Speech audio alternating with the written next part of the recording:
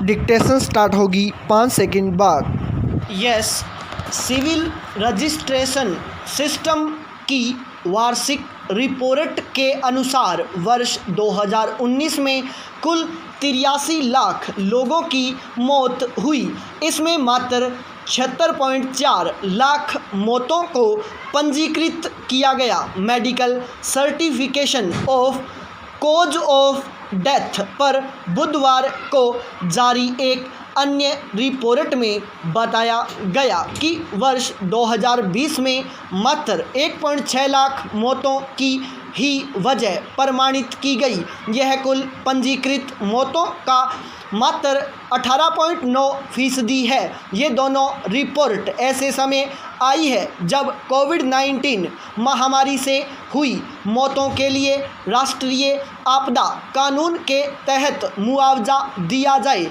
या नहीं, इस पर सुप्रीम कोर्ट में सुनवाई चल ही रही है। दोनों रिपोर्टों से साफ है कि देश में मृत्यु की वजह को प्रमाणित करने वाला तंत्र बेहद लचर है। चिंता की बात यह भी है कि इसमें सुधार की बजाय स्थिति और खराब ही होती जा रही है। वर्ष 2019 में कुल पंजीकृत मौतों में सिर्फ 20.7% मौतों की वजह प्रमाणित की गई। 2018 में 21.1% प्रमाणित हुई तो वर्ष 2017 में यह आंकड़ा 22% था। इन आंकड़ों को पहले कभी इतनी गंभीरता से नहीं लिया गया।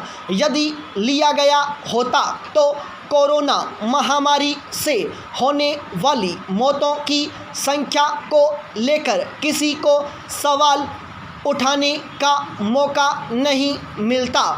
हमारे लचर तंत्र की वजह से न सिर्फ देश में सरकार विरोधी दलों को बल्कि विदेशी एजेंसियों को भी मौका मिल गया है। सरकार पर कोरोना से मौतों को छिपाने के आरोप लग रहे हैं। सुप्रीम कोर्ट में केंद्र सरकार ने वादा किया है कि कोरोना से हुई सभी मौतों को प्रमाणित किया जाएगा, पर क्या कोई सरकार बिना पुख्ता प्रणाली के ऐसा सुनिश्चित कर सकती है? कोरोना के मामलों में तो यह और भी मुश्किल हो जाता है, क्योंकि अब तक सिर्फ अस्पतालों में होने वाली मौतों को ही प्रमाणित करने की व्यवस्था थी।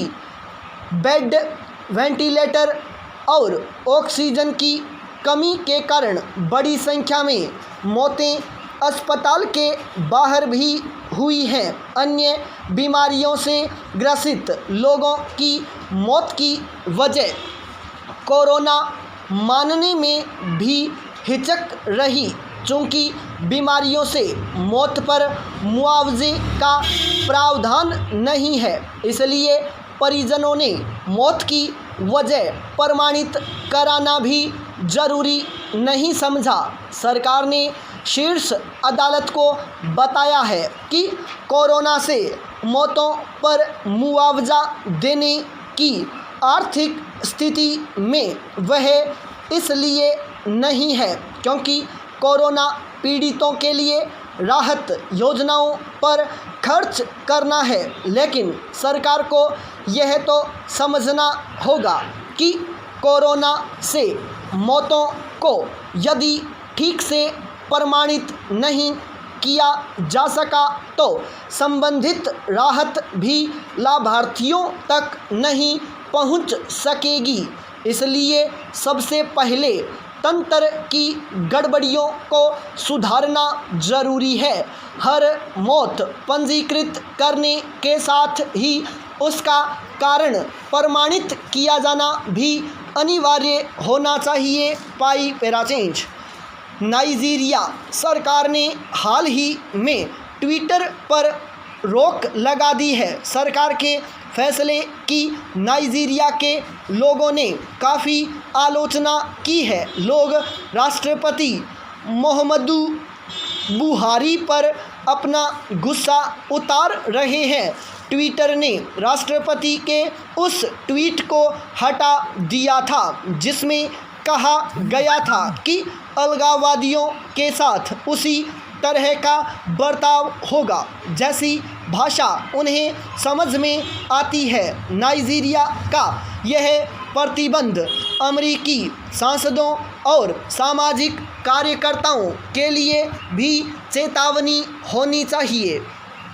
यूएस स्थित ट्विटर, फेसबुक जैसे सोशल मीडिया दिग्गजों पर लगाम के प्रयास दुनिया भर में लोकतांत्रिक स्वतंत्रता को भी बाधित करते हैं। अमेरिका के पूरे राजनीतिक परिवेश में बड़े सोशल मीडिया प्लेटफॉर्म के खिलाफ रोष बढ़ा है।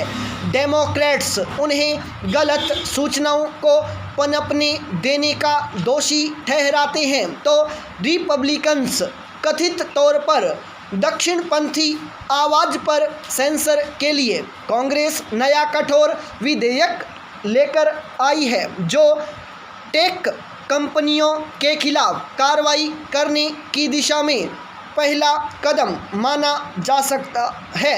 यह प्रतिक्रिया दुनिया भर की अधिनायकवादी सरकारों के लिए एक उपहार की तरह है जो ट्विटर और फेसबुक को शिकस्त के लिए डंडे की तलाश में हैं। गैर उदारवादी नेताओं ने यूएस में कार्यकर्ताओं और राजनेताओं की भाषा और कानूनी साधनों को ही अपना लिया है। गौरतलब है कि नाइजीरिया के सूचना मंत्री ने शिकायत में कहा है नाइजीरिया में ट्विटर का मिशन बहुत संदिग्ध है और उसका एक एजेंडा है। रूस ने ट्विटर का फैलाव रोकना शुरू कर दिया है। हाल ही में उसने प्रतिबंधित कंटेंट को डिलीट न करने पर जुर्माना लगाया है। मॉस्को भी इन कंपनियों को रूस में कार्यालय खोलने के लिए मजबूर करना चाहता है ताकि मनमानी करने पर वह अधिकारियों और कर्मचारियों को कब्जे में रख सके। इस बीच भारत ने कथित तौर पर यह फैसला किया है कि ट्विटर मध्यस्थ नहीं बल्कि प्रकाशक है, इसलिए किसी की शिकायत पर उसे आपराधिक उत्तरदायी ठहराया जा सकता है। उत्तर प्रदेश में ट्विटर के खिलाफ केस भी दर्ज हुआ था। वजह एक वीडियो वायरल हुआ था जिसमें एक वृद्ध ने दावा किया था कि उसके धर्म के कारण उस पर हमला हुआ। जवाब में भारत के सूचना मंत्री ने कहा कि यह फर्जी खबरों से लड़ने में ट्विटर की मनमानी का उदाहरण है। वैश्विक अधिनायकवादी चाहते हैं कि अमेरिका के बड़े सोशल मीडिया नेटवर्क उनकी स्थानीय मीडिया के अनुरूप हों।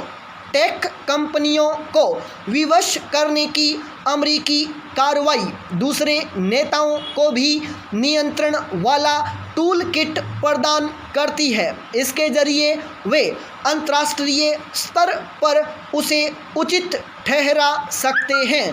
कंपनियां यदि दूसरे देशों की सरकारों के आदेशों को खारिज करती हैं लेकिन यूएस में ऐसे आदेशों को स्वीकार करती हैं तो उन पर पाखंड के आरोप लग सकते हैं। अमेरिका के एक्टिविस्टों को अंतर्मन से समझना चाहिए कि सोशल मीडिया प्लेटफॉर्म को अनुशासित करने के लिए सरकार ही एकमात्र विकल्प नहीं है।